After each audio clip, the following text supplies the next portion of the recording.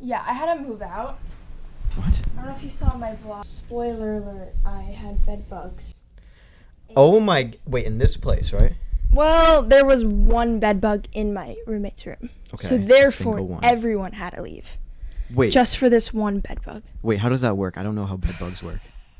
I know too much about bed bugs at this point. Tell me, because I don't know anything about them. I always got the don't let the bed bugs bite before I went to bed, like by my parents. Honestly, every night. Fucked up fear mongering. Really, that's like not okay. But I never even like it was such a phrase that like it didn't even feel like they were real. Like it sounds like a thing from some sort of lore from like a video game, you know, like it's like, oh, there's at certain times of night the bugs come into your bed if you don't do the right things. They definitely exist. They're definitely at I almost said my address. They're definitely at this apartment. Caught yourself. You caught yourself. It's also been a while since I recorded an episode, so I'm a little rusty. I haven't talked to anyone since. Anyone could get a bed bug. They could come in on a package. It come in on your shoe.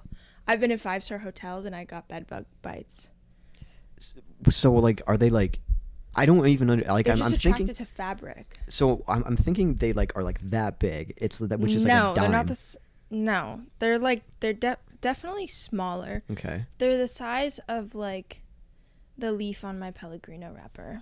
Why do you think they're so attracted to beds of humans? It's just like their thing. Like they just like they're like the cozy bug. They should call them cozy bugs. That makes more sense. They just worry about like warm fabric places, and they could come in on your suitcase. That's why you should never put your suitcase on a hotel bed. And that's why, growing up, my mom was like, leave the suitcase outside.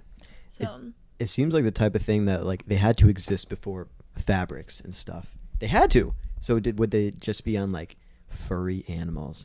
I don't know, bruh. No, I think they probably evolved. That's a good question, though. They evolved to beds. They probably evolved to beds, but that's your water, by the way, if you want it. Thank you. Ready for this? Catherine had bites for months, and I was like, those kind of look like bed bug bites because I had them. And then she was like, I checked. She did the whole check. She did the mattress, like looking at everything. She's like, nothing there. And I was like, well, maybe you're just allergic to something, bitch. I don't know. So she went to the doctor. Like, they were like, this is a weird rash. Did not identify it as a bed bug bite. Then she saw one rogue baby one on her comforter, and she was like, I fucking knew it. The world gaslit me. We told my landlord, and she was like, I'm not going to talk about my landlord. I actually would think I might have a stroke. The little that you've told me about her has not been good. I know.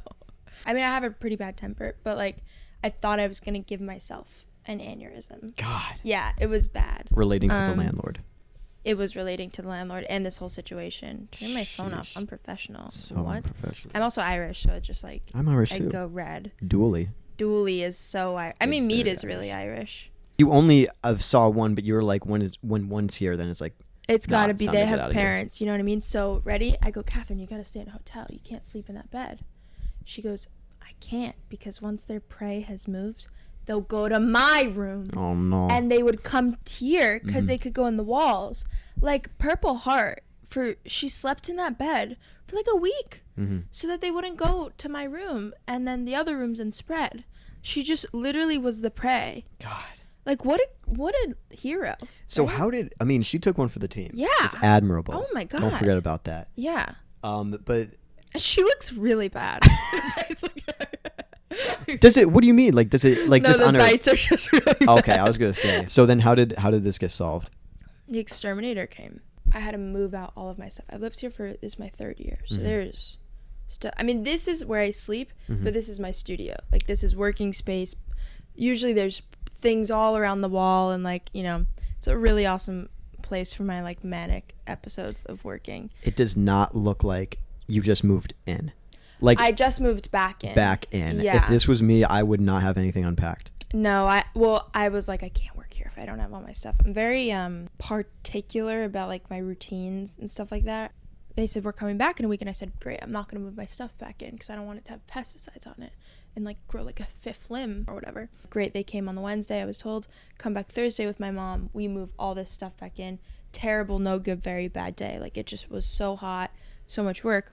Friday, I get a text from my landlord. Hey, they had emergency. They didn't come Wednesday. What? Yeah, no, they just didn't come. 2 days after. Yeah. she was like, by the way, they didn't come Wednesday. Are you going to be home Monday so they can come? And that's when I thought I was going to have a stroke. That's so bad. I had like a little vein popping out of my head. Was this, oh my God, was this 2 weeks ago or? I'm unsure of time anymore. Yeah. We don't have a super either. Did you smell the rotting garbage when you walked I didn't in? smell the garbage. No, I couldn't smell the garbage. No, it's maybe that rotting. was dealt with. Oh, okay. I was up pretty late. I came home back at 2 last night or something like that, and it was rotting. So, unsure. What was going on last night? I was in the studio for 11 hours. Let's go! Yeah. It Successful? was a day. It was successful. I could tell you about that later. Okay. But cut this out, Karen. When I first heard the phrase serial monogamous, I was like, okay, people are just trying to put more syllables on some things. But you know, real. it's a real thing. It's a real thing. It just, I used to always be like, in high school, I would be like, why can't this person seemingly be alone? Like, I felt bad for a lot of people because it felt like they just like had something wrong with them. Yeah. I see it more in men. Yeah, you do see it more in men. And I don't think it's just a mommy issues thing, because that's what I used to think it was. I think it's more of just a, like, it's very hard with, in general, for men to be open about their feelings with other men. So when they have, like, this outlet, which is a girl who knows them very well and cares about them and will listen to whatever bullshit they say, it's very hard to go without it, because they're like, I'm emotionally, like, cut off. I don't have that outlet anymore. So I think that's a huge part of it for men. Like, they don't want to not have someone taking care of them. Whereas, like, with girls, it's like, well, I have a fucking friend who I have 3 roommates who are my therapist. You seem like a very emotionally intelligent man. Okay. Or an intelligent man and it bleeds over. Mm-hmm. I don't want to, hype you up too much. I feel like men are really bad at having friends. Explain why.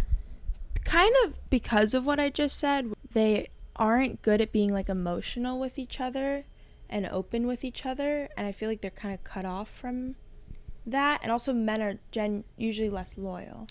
Okay, yeah, I think right now let's establish what, like, we're considering a friendship, because I know a lot of people who friendship could be something like you text them once every 6 months, because, like, you could be either quote unquote so busy that you ain't got time to text. Yeah, you're or hang never out or on your anything. phone. Exactly. Mm-hmm. And so there could be like that, because I'm gonna be honest, I have some relationships that are like that. I don't really need to see them, but as soon as we do see each other, it's like we never even spent time away. Yeah. And that's really good to have. Yeah.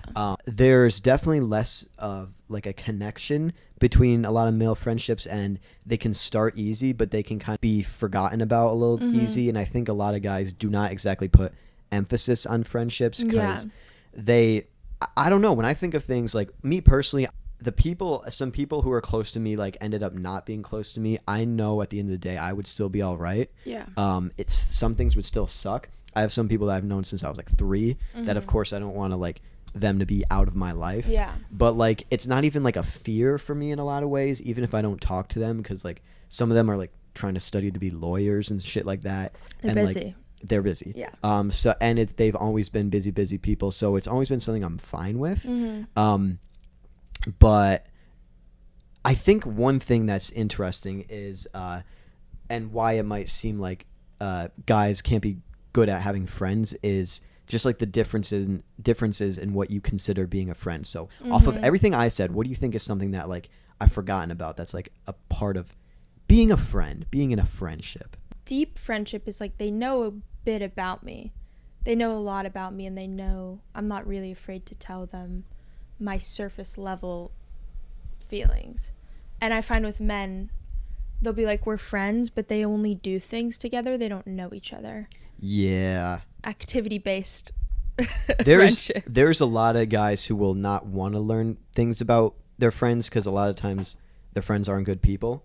And it's normally just like, I don't know shit about that. It's just like, we just hang out. They are very activity based, but I think that is what a lot of guys value. So that's why it's like, it could be like, oh no, that's my friend. If they just show up if they go out and play a sport, go to a bar, anything like that, then they can still be friends, quote unquote. They talk about the same music, anything like that. Yeah, but they just do things together. That doesn't mean you're friends. Yeah, you're not anywhere deeper than that. Do you have any close male friends? I have it's weird. It never feels too close but it feels like we have like a lot of history. Yeah, no homo.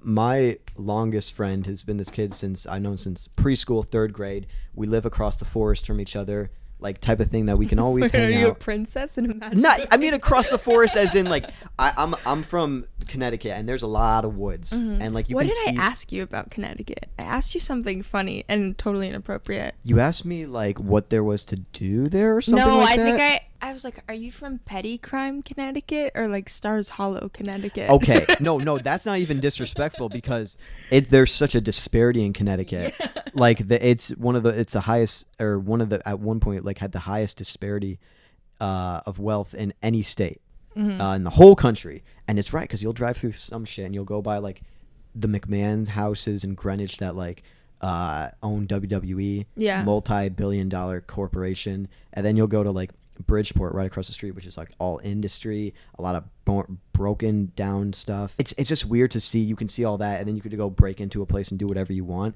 and just to go back. That's what me and a lot of kind of my friends could do. We can just explore, do things like that, see what we can do. I think a lot of times, obviously, like guys always have a problem talking about themselves, opening up. There's so many like bro type podcasts that are just like, this felt really good. Because it's the first time that they're being vulnerable in their whole life. Yeah. And, you know, they're like, this was so good. This was everything. It's like, you just had a conversation. Yeah. But it makes sense if that's, like, never anything that they had. And I'm not, like, trying to be like, that's okay. I still think it's dumb. And I think that podcasts like that are very goofy. Yeah. But I understand the appeal, is what I'm saying. But I do feel sad for them. I guess so. You know? But I don't know. I think I have a little less patience for it because it just makes sense to me easier. But I know everyone's different. Everyone's different. I'm a very, like, everything is a deeper meaning. Like, my emotions are at a 10 most of the time. Most of the time, that's the case. Yeah. Sometimes, like, with my guy friends, it's not that I lack the patience, like you said. It's more, I know they're here for a certain thing.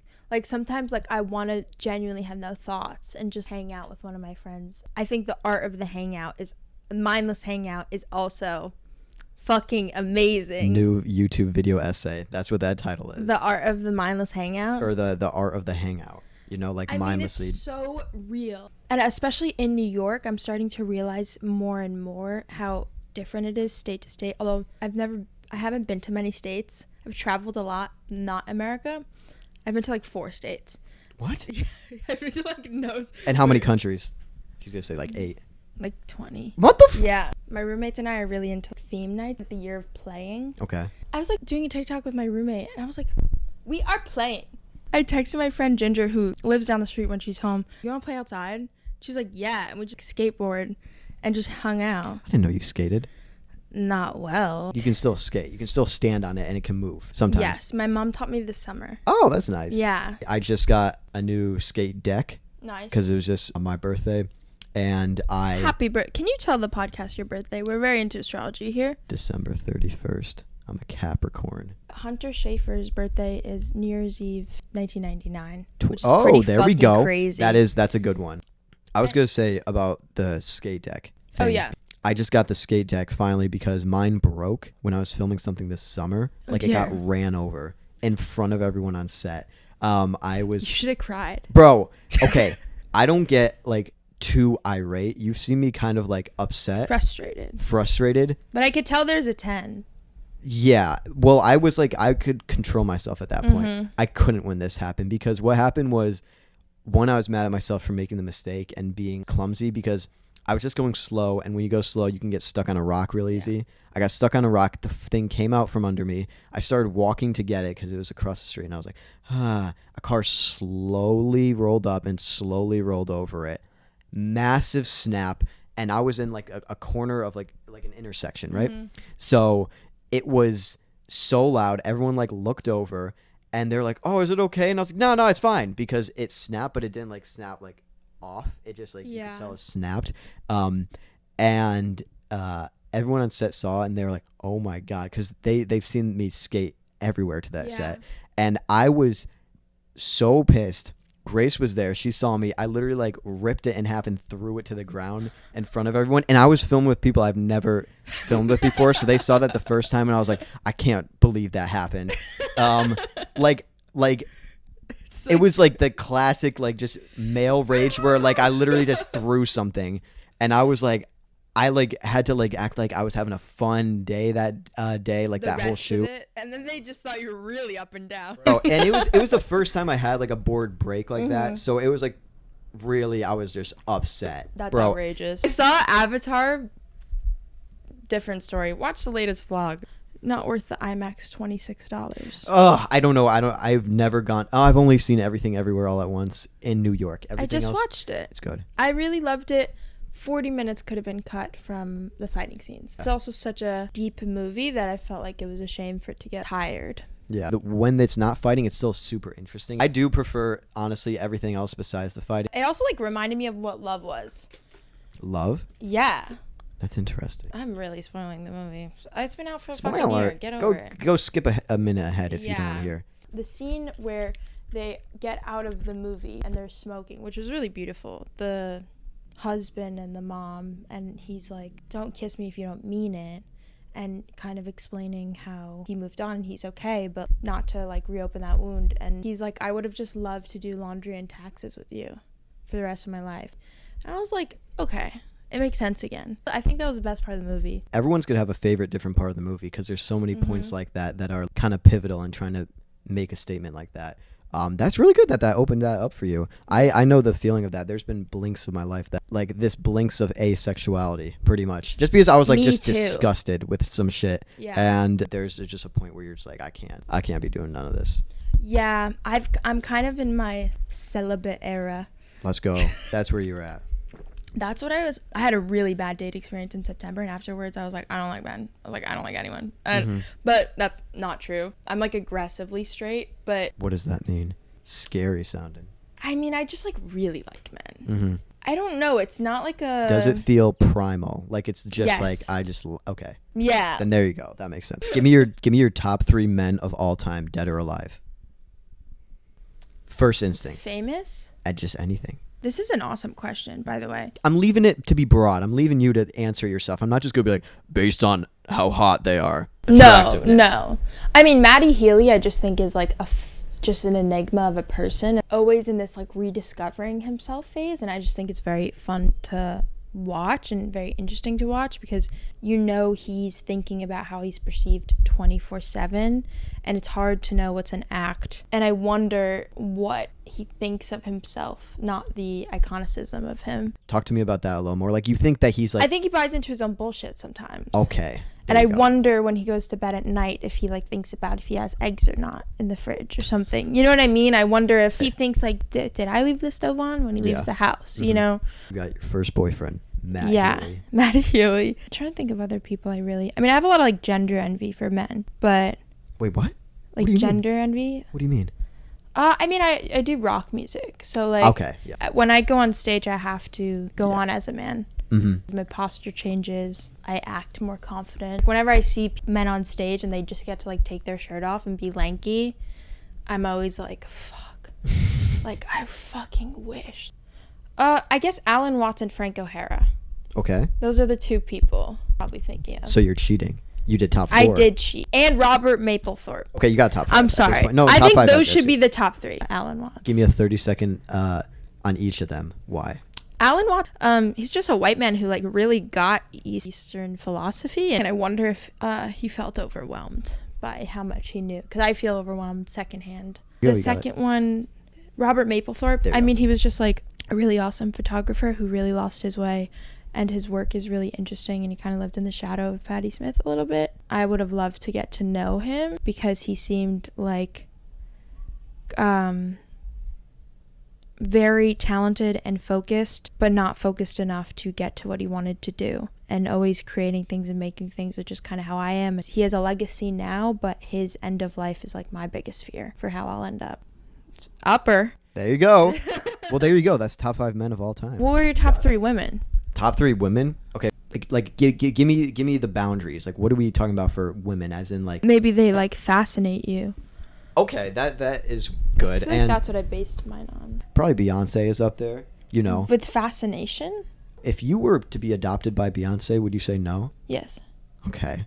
Well, I wouldn't personally because that was just the first person that I thought of right now. Not the L word. Talking about Ella. Lorde. Let me talk to you about Lorde. Okay. So I genuinely had a celebrity crush. I do not get crushes easy. I do not get fond of people easy like that on any deep level. For some reason, something clicked in my head. I would just watch this interview and I would be like, whoa. You don't have celebrity fixations? No. I mean, I do a whole channel based on it, but I only do that because it started to pop off. We'll get back to that. Did you not have that growing up? Growing up, no. I'm going to be honest. Any kind of fixation I had on like a public figure, it was like based off something that I would see in a video game. Okay. Honestly. So it was not real people. I was not too invested in real people's struggles and everything like that. This just in, Kevin Dooley. I was not invested in real people's struggles. Whoa. Listen, bro. Listen. There is, when I was just like young, I was always like, I felt like when I was a boy, there was a lot of people. I did start feeling old when I was 16. But there was a lot of things that happened that seemed very, very petty. And there's a lot of things like in the family that seemed a lot like more important. Because like I've had people very close to me that got extremely sick when they were like children. Okay. And when that happens and then you see like other people complain about things that in your head are a lot less. And it kind of gives you a warped perception that even if like someone gets sick when they're like 25, you're like, at least you weren't sick when you were a child, which isn't a good way to think about it. But that's kind of, I'm not going to lie, that is a way that can run through my head at some points. And that's not, I can acknowledge that that's not good. And like, it's all a perspective thing. But listen, I would not feel like too much pity for celebrities or anything like that. People who are doing very well off for themselves and could have struggled, but like they are being fed that night. So I could never like admire someone like that. But as I got older and I was like, whoa, girls, I can start to look at people and be like, whoa, big eyes, whoa, and stuff like only that. The big eyes. I'm big onto big eyes. Really? Big eyes. That's one of my things. What do you qualify as big eyes? I would say you have kind of big eyes. I would say I feel like I always just lock in on eyes. I think that I see a lot in them and that they're captivating. I will notice eyes a lot, but like I will never really notice a nose. Like someone could have a broken nose, right? And I'll be like, oh, I never noticed. Like I just see past it. And I think I'm a little distracted just because I just see eyes more. I can't explain it any more than that. I like a funky nose. I like a funky nose on men. What is defined as a funky nose? I mean, I like a normal nose too, like a like a boring nose. But usually I have like a very specific type. Like I like a funky nose, good eyebrows, usually dark hair, usually tall. And there's something like unsymmetrical about them. Like they're very like something that looks a little fucked up. And I know what you mean. Bit. You know what I mean? I have a similar type of thing. Like just someone. And glasses. I saw glasses are big. I saw a tweet once that's like, I just like a guy that looks a little disheveled. But like I also like a man that looks very put together. Also style is a big thing. I think style is a huge influence for me. Because I'm like, if I'm getting dressed well, you got to be getting dressed well. Weirdly for me, like if you look fucked up and I'm still attracted to you, like that's even more of a thing. Like if you look like you haven't even tried at all, and like I can still see how like gorgeous someone is, I'm like, whoa. So like if you double down on like not caring about how you look, then I'm like, whoa. Because there's I think there's a confidence to that. Yeah. And I think that there is an amazement that like I am like attracted to someone that looks like they don't put themselves together like that. I don't think I can explain it too much more than that, but I definitely like acknowledge that that's a real thing. Now that you're saying that, I feel like that is the most times I've personally been complimented by men is when I'm either have just woken up or not trying, versus with women, it's like when you try, they're like, excellent work today. You did so good. Well done. Where women won't compliment natural beauty as much because it's effortless. Therefore, capitalism structure, labor gives things a price. There's nothing laborious about waking up. It makes sense if they're complimenting being like, oh, she put a lot of work in, like complimenting just legitimately your work habit. We didn't get to your third wee man. Lorde has had a lot of influence on me. I genuinely think that Lorde and Melodrama specifically was an album that really opened my eyes to like what I love about music, like sonically, what I enjoy a lot. I don't know, it was inspiring in a lot of different ways for me. Genuinely, to explain like my Lorde crush, it was really weird, as in like I was like, oh, because she has a weird look to her, you know. She has big eyes. She had like during Melodrama like just like brown hair that goes to here, and she was so like just like uniquely her, and that was something that I just like for some reason it just hit. It just hit, and I can't explain it anymore. And then like anything that she would do, it would just still hit. And if you watch like, she had a Hot Ones interview when she was doing promo for Solar Power, and I was like, she is just adorable in this. It was crazy. And I remember showing my parents, and they said the same thing, and I never even said it to them. They were like, oh, she's so adorable. Like, so Lorde, I'm gonna say Lorde. Who was I forget their name, but the racist president during World War I, the guy who showed Birth of a Nation in the White House, during the last like a year or so of his presidency, he had a stroke and pretty much was like could not run the country, and his wife did, and no one told anyone. I don't know if it was technically the first female leader like unofficially, because I know John Adams' wife did a lot too, and but I think that was separate. But I always thought that was interesting because that's what I'm talking about with the selfless thing. Like, as in, like, she probably, if she had the opportunity, would be able to, like, promote herself and be like, I am the new leader, and it would be less of a taboo thing. But it's just the fact that that was something that, you know, isn't exactly not written in textbooks, but something she took on this responsibility when it, like, should have, quote unquote, like, with the way the law worked out, gone to the vice president at that time.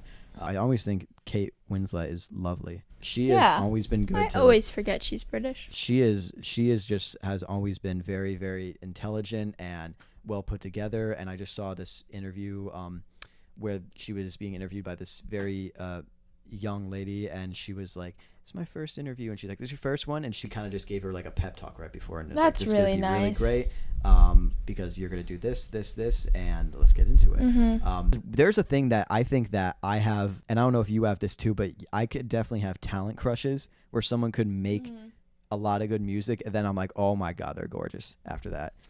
Or just a lot of good art. Like, you are just, you admire like what they do, how they work, and then that just like kind of like jump starts a way of you feeling about them. I think I have that more in my real life. Okay. Because to be a celebrity, you already have to be, or to be famous in your field, you have to be pretty talented, so it's kind of a given. I think in my real life, when I find someone a little attractive and then I see them play, or I see them, you know, work, that's really hot. Like, hard work is really, really attractive to me because I identify with it so much. Seeing someone be good at something I'm not good at is like really the hottest thing ever. Or just like someone, I mean, my love language is acts of service. Like, the hottest thing ever is like if someone went to print something for me, I'd be like, we're having sex right now. Or like just being like, oh, I'll get the food, it's fine. Like, you know, like just being the responsible. I know that's really sounding so boring. No, I know exactly what you mean. It's like when someone's like, I'll take care of it, because I'm always the one taking care of it. Like, even just fixing something. Like, if someone's changing a light bulb, maybe it's me just being like crazy and like.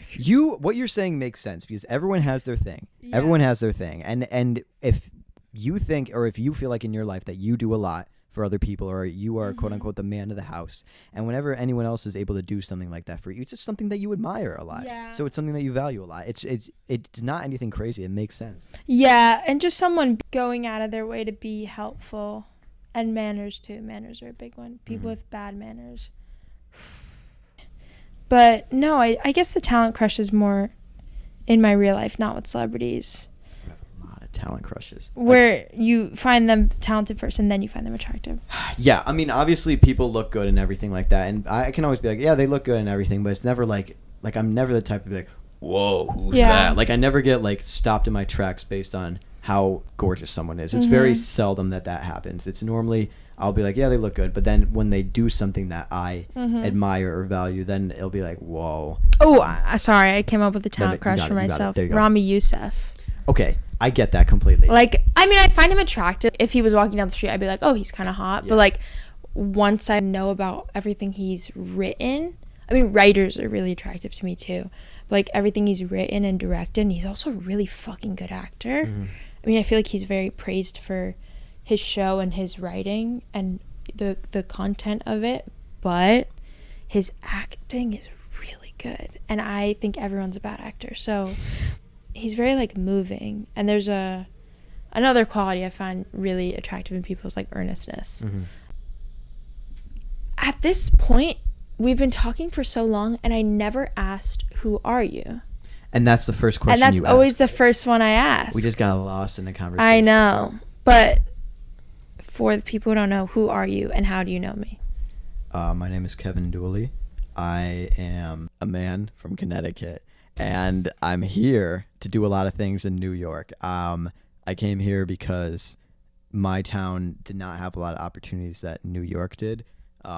I came here technically, quote unquote, for school, but I didn't exactly like want to do school. I really didn't want to do college at all. I thought that it would not be a good use of money, but my parents were pretty adamant on it, and because it is a good, like, you know, little pathway to work and everything. And I'm like, obviously I'm glad I did it. I've had a lot of opportunities that way, but I came here specifically for being in New York City. I didn't come here for the school or anything, because there's other schools that I could have gone to, but didn't have, like, it wasn't New York. I knew that I would learn like 60% of what I would learn would be just living here. I do a lot. I write. I work a lot on film stuff and everything. I love any kind of music, any kind of media, and I just be doing my thing. It's hard to like promote yourself like this, but I feel like I will often just let whatever I do speak for myself. I never try to like think about who I am too much, because I know who I am. Really, I should only understand myself, and you know, presenting yourself in a specific way for people, I would probably present myself in a different way from who I think I am. So I'm Kevin Dooley, and that's that. And your YouTube is specializes in music. Specializes in music. It's called Cavity with a K. It's all caps. There's another Cavity out there that posts Haha Davis Instagram videos. And I don't know if I eventually will have to change my name because of that. Right now, no. And the Cavity name just comes from it kind of looks like Kevin. Yeah. Just a tad. I do music stuff on there. I want to expand and do more channels based off that, because the reason why that channel is just music was because when Solar Power was coming out, I would start to do reactions to the stuff, and they started to pop off like I've never seen before. And then I was like, I just gotta keep up with the momentum. So the channel kind of evolved into being a music channel. It's normally kind of leaning towards pop stuff. If I wanted to post like, I don't know, like anything else I listen to, it would definitely be me starting like a different field. And there's definitely a leaning towards pop stuff. Like I did the Taylor video, and now I have like 300 people that are subscribed that are like, where's the next Taylor video? Yeah, it's weird because the types of videos I have kind of draw a very stan audience. And I'm not a channel that's gonna, like, if you go through my channel, there's a lot of Lorde on there. Yeah. But that's just because I feel obligated to do a lot of Lorde stuff. As a social service.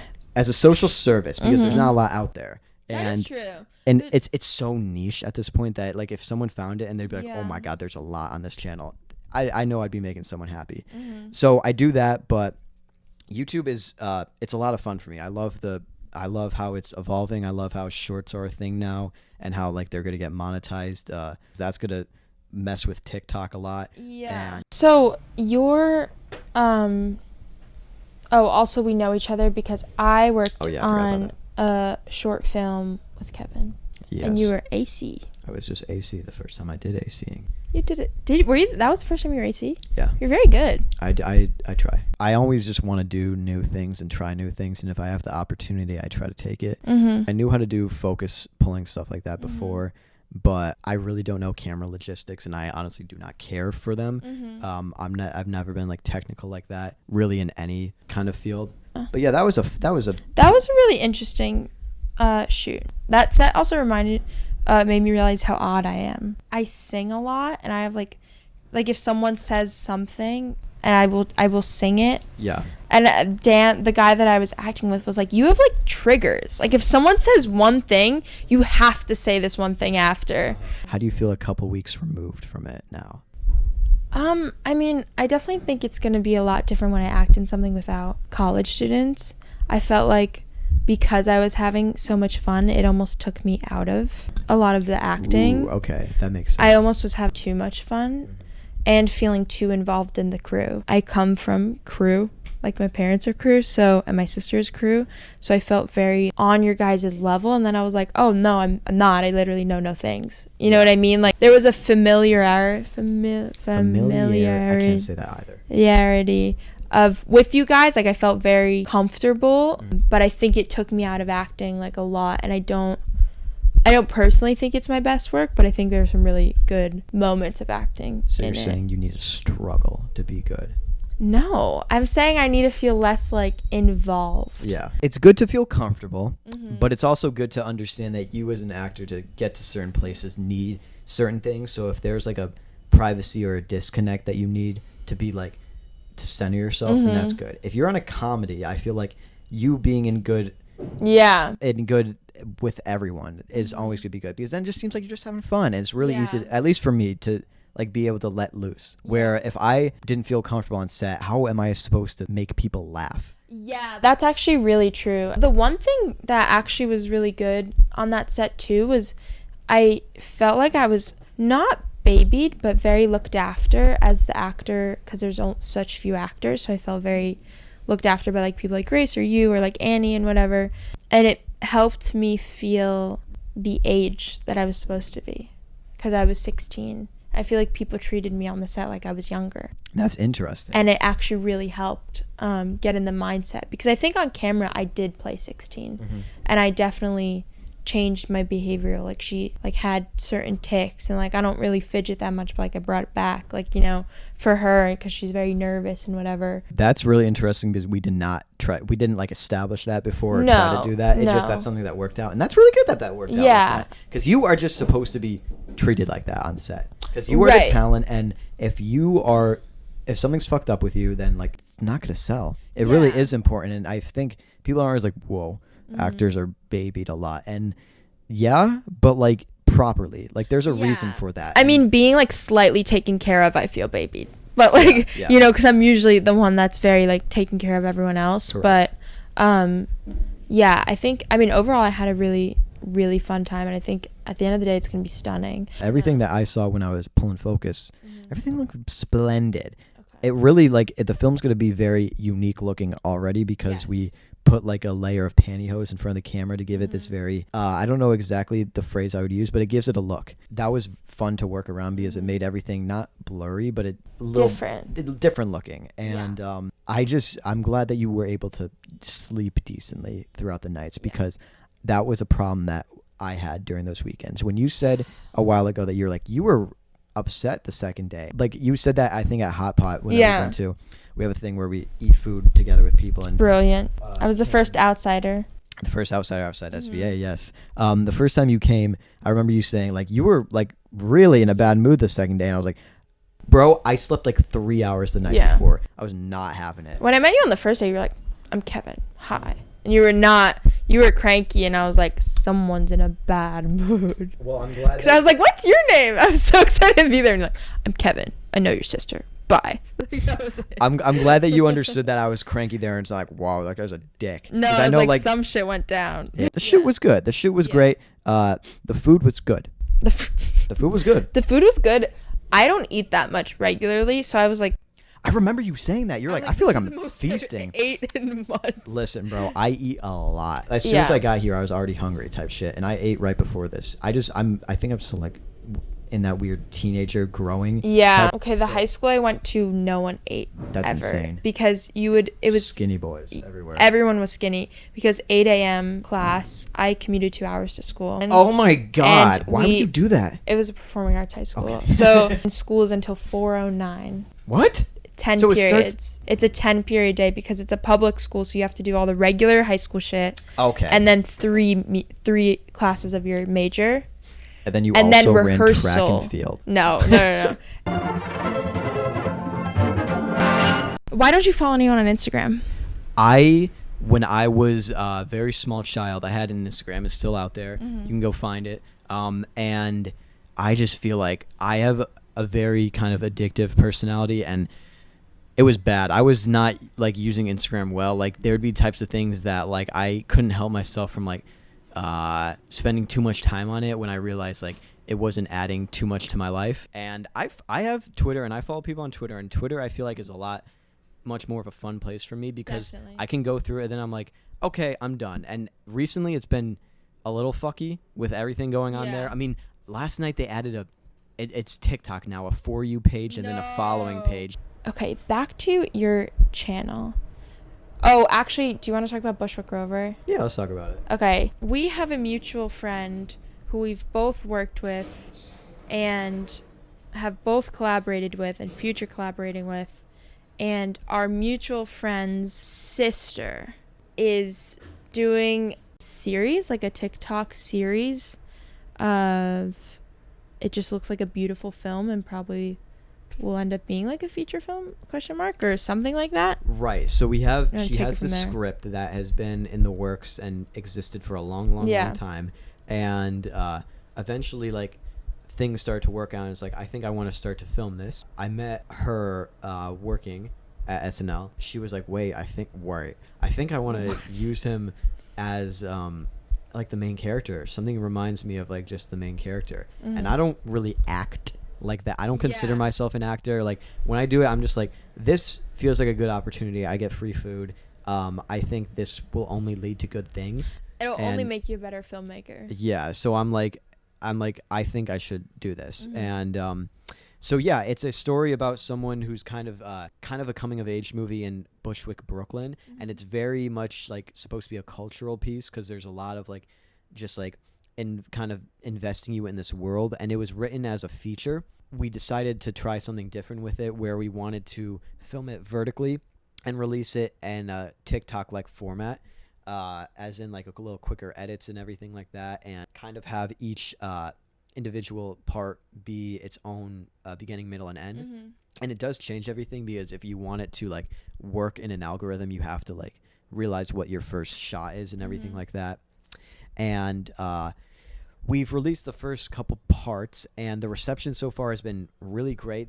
A lot of people who have been very TikTok is a platform that people see things and scroll past, and they can still like it, but people have seen it, gone back to it, liked it, interacted with it a lot. The interaction is high, and I think that shows that like there's an audience for this, and there's an audience that we can post this on, like, you know, Instagram Reels, YouTube Shorts, and experiment on each one and see what pops off and what doesn't. And it's something that we have a lot of big goals for, because the script we do have is like half of the script. We just finished shooting everything pretty much. There's just one more SFX scene that we want to do. We have like 15 episodes are in the can. So exciting. And it's going to be fun to put them out and to make a plan for how to release them and see what happens. Yeah, that's awesome. And you have acted in this for about the past year, right? You've been filming for the past year? At this point, it's probably reached a year, because we started shooting, I think, last January or February. Then I want it to be something that like people can look back on as like a time capsule, because Bushwick is going to look different in 20 years, and New York is going to look different. Yeah, exactly. Yeah. I'm excited to see what happens with it. I'm really excited. It's definitely one of the biggest projects I've been a part of. So you can find your music criticism. What's the most offensive thing I've said? I mean, if anything, I always thought you could go farther with being offensive, because I'm almost jealous. I'm like a culture vulture. I really criticize things. I come from haters. It's in my blood. But I can't say a lot of things because I want to work in all these fields and be a public figure. Yeah. So I can't. So when I was watching your videos, I was like, go all the fucking way. Be mean. You don't do music. You could say whatever you want. I read a lot of music journalism, and I used to write music journalism, but I am a musician. So, you know, there's a lot of having to, for lack of a better word, simplify things to people who don't understand things about music. And I was just wondering how you listen to music. This is a question you asked me, but now I'm asking it back. Thiefing. How do you listen to music as a non-musician? I am trying so hard not to learn too much about music because I feel like if I do, I'm going to look at things completely different. I listen to things on a very casual level. I want to have that casual thing because I feel like there's something pure and honest and raw about it. It's just like, do I like something or do I not like something? I never want to be too critical on how some things sound. Like, obviously I can still hear some things and be like, that sounds a little weirdly mixed, because I just know enough about audio stuff. But I feel like there's an appeal of having just someone who's not as educated on something seeing it for the first time. Totally. Like, I've seen people react to, like, he did the Tarzan soundtrack. Philip Collins? Yes. I've seen people react to I Can Feel It Coming in the Air Tonight, where they're like, yo, this is kind of sick. Yeah, and there's something so innocent about that. Some of my stuff is similar to that. I'm trying my best to get that specific raw things out of things, like when I listened to the Rosalia album, where that I wasn't expecting it to be as amazing as it was, or something where I like listened to the new Taylor Swift, where I'm like, I haven't like fallen in love with everything that she's done, but I'm open to hear something, and I brought along someone who is a lot more educated on them to be that side in the video, because I know a lot of people would be like, why don't you know about Taylor? What about this? So I wanted to like even it out a little. So I listen to things as casually as can be, but I definitely know what I like and don't like. I will say I got into music later, but my love for music came quite early, and my fascination and fixation, like I am very much a fan first. Like I didn't start playing an instrument till I was 14. And that's like pretty late. That is pretty late. You know, I mean, I did musical theater growing up, and then in high school started really doing music, and I started writing songs when I was in 8th grade, which is pretty late. No poetry beforehand? Oh, lots of poetry and writing. Yeah, like I was always writing, but just in different forms. I mean, everything I do just comes from documenting. Like everything is just documenting, really. But I still listen as a fan, even though I know a lot about music, unless it's like the Lorem playlist. That I listen to as a manager, because I'm self-managed, and I'm like, who mixed this? Who did this? Why is everyone doing this in production? I get to the really I mean, I'm extremely obsessive. Like, I feel like that's just, at the end of the day, like, that's what it comes down to. There's a plethora of knowledge that comes from a lot of different aspects for me, which is, one, the musician, one, the producer, one, the fan, and one, the manager. And you gotta think about it in all those different ways. I definitely do, and then I think my worst quality is like I'm pretty bitter about a lot, and when I find that I can't see the good in something because I'm bitter about it, I'm like, okay, we've strayed from fan. We're sucking. Like, I suck right now. Okay. You know? There is a lot that I've listened to throughout the past year, and a lot that I think that on the surface level is like, this is really good, and then stuff that has grown over time. And there's some stuff that I love growers. Yes, I do too. And there is a lot that I've like listened to so far that has been highly rated that I have entirely loved. Like, did you hear the Black Country New Road album? I've seen it on so many people's lists and stuff, and I don't know if I'm not that educated in that kind of music. First off, but like people were had in like their top 5 everywhere, and I was like, this isn't hitting as hard as like something like, this isn't from this year, but I just listened to the Hounds of Love album by Kate Bush. And it, like, if I was in the 80s, that would have been my pop girl. Like, I listened to it, and I'm like, this is that would have been your girl. I really, really like this. I want to ask, first of all, do you listen to a Black Country New Road? I listened to that record when it first came out, because I read the Pitchfork review, and I think it was on Best New Music. Yeah, I didn't get that album. I bet I could give it another listen. I remember thinking it was like a modern classic, just not for me. Honestly, this was a weird year for music for me. I think this was a very solid year for music for me. Yeah. If you look at my channel, there's a lot of what I've done has been female vocalists, and I do think I strayed towards them. I don't know why, because like in other avenues, like in something like hip hop, it's a lot more even. I want to ask if you lean towards a specific way, because for me, I genuinely just feel like a woman's voice is just so gorgeous, and like that is what captivates me a lot about some music. I lean towards men.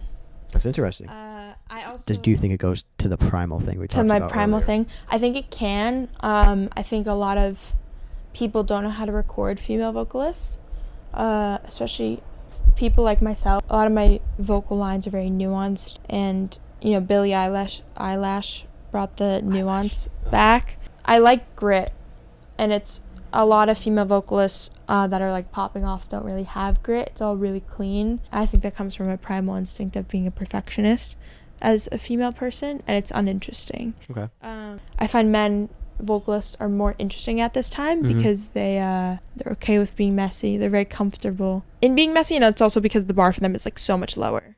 They get to have a personality, which is awesome. Omar Apollo was my #1 streamed artist all year. He's like mixes like some traditional Mexican music with like just like a Pharrell produced banger. I love a good combination like that. It's like a nice meal. Yeah. What else for albums or artists of the year for you? I think Artist of the Year is a good thing to think about because you don't exactly have to have an album out. You could just be killing it or growing or doing whatever. So what do you think about that? Joe? Joe Keery. The one, Grace says, I look like him. You don't look like him. Might be my Artist of the Year. That might be a really basic answer. I forgot that man made music. It's very like Devo. Everyone's obsessed with the Dare, who came out with one song and is now like popping off. But the one song is really fucking good. Honestly, I loved Alex G's album this year. I'm a huge Alex G fan. It makes me like the perfect type of depressed. Okay. He's my new like Angelo DeAugustine. Like that was my like white sad man music then, and now it's Alex G. But the Alex G album that came out, I don't know, he's in a really comfortable spot in his career. It's like his 5th or 3rd studio album or whatever. He's kind of just has his audience it's a stan culture, and it allowed him to really experiment, and some of the shit was just so good and so cool. So also I will say listen as an arranger, because I think the production value is in the arrangement. His arrangements just like they really sit well with me, and they make a good song lit. Arranging is what makes it lit. Good songs stand alone, whatever. And there's no other word for it than like, oh, that arrangement's lit. Yeah. Arranging wise, I got like really jealous of him because he'll put drums in a place where I'm like, I would never think to do that. For me, I'm going to say, I need to look through my Spotify a bit to see with artists. But the first one that comes to mind, I streamed so much KAVITyx this year because I love LP1. I really adore that album. I was floored by Magdalene because there's some things on there and just like how kind of depression or sadness is kind of explored on there is like extremely relatable. For me, Magdalene, even though it's a very like feminine experience, it's very relatable to me. Songs like Daybed, which are just about feeling like your bed is like the best safety in the world, but like your only safety, so you literally just can't get out of bed type of thing, and just crushing feelings like that. Yeah, I've never felt like that before. It's really it's stuff that it was like flooring for me. And then with Capra songs that came out, calling it like a mixtape, not even an album, and then how joyous and like free and fun it was, and how it was a similar kind of production but in a completely different emotion. It was so much fun for me. Jealousy was my most streamed song of the year. Wow. And I think that she really did kill it. I'm excited to see like what else she does next. I don't get her yet. I want to get her, but I don't get her yet. And I think one day it'll hit me and I'll just mature. The biggest appeal for me has always been the production. And the biggest downfall for me has been the production. Really? For me. Yeah, I actually love her songwriting. You don't like that Arca production on LP1? I mean, I love Arca. Okay. But I like Arca's music. I saw Arca in Barcelona on the street. Oh. Wow. And I lost my mind and no one knew who she was. The way you like KAVITyx and I don't get it, I think is the way I love James Blake and people don't get it. I understand the James Blake thing a lot. I'm obsessed. I like have always respected it. I've never been like, nah. Like I've always been like, this is good. But it's never been, there's never been something that I've been like, wait. This is it. Other people that had a really, really good year. Honestly, like if you just look at stat-wise, The Weeknd fucking is insane. He knocks it out of the park every single year. I legitimately like understand why he's one of the biggest artists in the world. I just did a Dawn FM video, and I really do think that not criminally underrated, but underrated as in like people are gonna look back and be like, this one I really, really, really like. Yeah. It just he didn't have to put out an album. His music, like stuff from... He never said do any music again. I know. Stuff from After Hours was still on the radio. For some reason, Die For You is on the radio all the time. I don't know if it's popping off on TikTok or anything, but Die For You, they play all the time in Connecticut. That song is from 2016, 2015. I like that we're doing some of that. Like I like how Running Up That Hill was a song from the 80s and was on the radio. I think that's extremely cute and fun. I'm really glad we got a Kendrick album, and I'm really glad that we got that Kendrick album, because it is so... That album I like don't want to listen to because it's so ugly, but in a good way, because it's like meant to talk about things that are extremely personal and hard to talk about. I think that Rosalia impressed a lot of people. Oh, I mean, album of the year. It's so good. Production like that speaks to me almost the most. And I would say not having a year, but I'm really glad at what Little Sims did, because her album before was, she's an artist that blends hip hop and conscious hip hop with a lot of theatrical stuff. Like, you can tell she's like, this is big. This is the biggest thing. And her album was was album of the year when it came out. I think it was 2021. Sometimes I might be introvert. Okay. Because it's an anagram for her name, Simba. Oh, cool. Or Simbi. So she put out this album in December when Christmas stuff was out there. Like, it wasn't gonna track. She put it out on a Monday. She announced it 3 days before. She had to cancel her tour for Sometimes I Might Be Introvert because the ticket sales were just not doing as well, which is so sad. And like a lot of the album is about her being like, yes, that was sad, but I don't need it because of XYZ for a couple of reasons. And it's so good. And like that album came out when so many publications already posted their albums of the year. And it was like specifically done on a Monday in December on that, like, for that reason. And I honestly very, very much respect that. That's awesome. Those are a few artists that did it for you. They did it for me. You have 10 minutes. What do you want to talk about? I want to talk about quickly, what do you want to see in 2023 for artists? Who are some people that you need to hear from? Ooh, I think Frank Ocean is a very basic answer. I really want to hear from myself. It's a good goal. Sufjan Stevens. Okay. I think I have. When was the last time they put out an album? I would say 4 years ago, I think. Okay, so it's about time. It's about time. I think Sufjan Stevens, definitely. Very excited for the Paramore record. I have a good feeling about it. I love the singles. I love Paramore. And maybe St. Vincent. I think there you go. She's That's a good one. She's got, what? She's my idol. 2 years since Daddy's 2 years, Home? yeah. There's for me, probably Drake. No, but I will say, I think Drake is due for an album that is like, people are like, okay, I understand. Due for another Views. Yes, or another like very a thing that for reading promotes. this too late. Yeah, something that he promotes. I mean, if you're reading this, It's Too Late wasn't even promoted like that, but something that's like, this is why I'm a superstar, because he doesn't have to. It's a lot of resources. That's why he puts stuff out, and they still do like 6 figures. But if we're being real, I want another JPEG Mafia. He's one of my favorite artists, and I know that they've teased or talked about that he's doing an album with Danny Brown. I don't know if it's real. It might not. They might just be trolling. But he just released LP last year, 2021. So he's not entirely due, but I think he will, because he's kind of a workaholic. I always am holding out hope for Ray Shremmerd to make something that they did like on Shrem Life 1, because that album is so much fun, and it's not a nostalgia thing. Those songs are just like very, very passionately fun, and like they're trying to make bangers. Like not a lot, like a lot of bangers are made to be like, yo, we just like went crazy in the studio. Like it's very like lightning in a bottle, where I feel like those were very crafted. And I'm like, I want something a little more from them, and I know they can do very well. Another thing, I'm gonna be interested to see what Travis Scott does, because he is in a very odd position. Yes.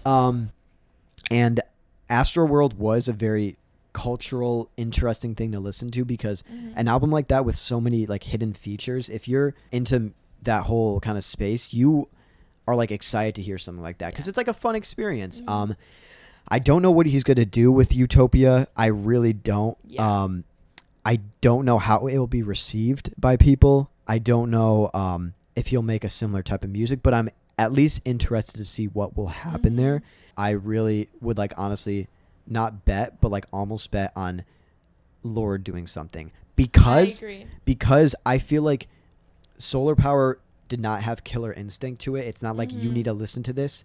Lorde is the type of person that if she gets in her head, she could be like, wait, I'm gonna make a hit song. If she really, really, really, really wanted to, if like that was her one goal and she sacrificed some of her artistic stuff, she could be like, I will put this out. Or I want to be someone who's like, you thought I was going to be gone for 5 years. Here's another thing. Exactly. But I feel like when she puts out an album, she has to tour and make it be a big thing. Agreed. When it doesn't have to be. I don't want that to be a thing anymore at all. Just put out music. That's your job. I agree. But I don't know if there's something with like her label. It is, but I think that's going to be out. Promo is out this year. I'm telling you, it is fucking out, and people are just going to worry about product. Just putting it out. Not package, because we've worried about package for so long. So I would love Lorde to have something for this year. I'm not expecting it, but that would be great. I thought of a few people that also I want something from. King Gizzard and Lizard Wizard. Did they put out like 3 albums last year? They literally put out so much music. I just want more. Like, I just like kind of burned through it.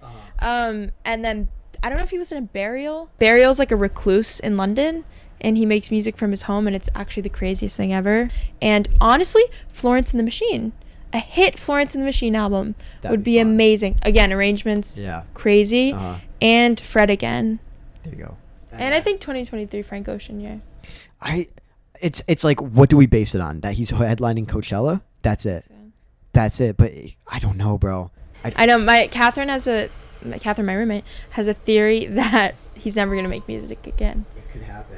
Yeah. I think we're due for another Tyler the Creator, because he's been doing every 2 years. Caesar. Yeah. Tyler's been kind of consistently been releasing a new project every 2 years, but he could take time off, honestly. Probably a couple more people that I'm Dooley was kind of due.